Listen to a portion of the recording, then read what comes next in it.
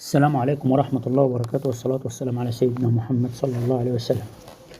أهلا وسهلا ومرحبا بكم أحبائي هواة جمع العملة والسادة الأعزاء المشتركين بالقناة وهواة جمع العملة من الإخوة الجزائريين. معاكم عبد الفتاح مليم، قناة العملات المعدنية القديمة والنادرة. وقبل ما نبدأ الفيديو برجاء دعمكم وتفعيل زر الجرس للاشتراك في القناة وعمل لايك لكي يصلكم مني كل جديد.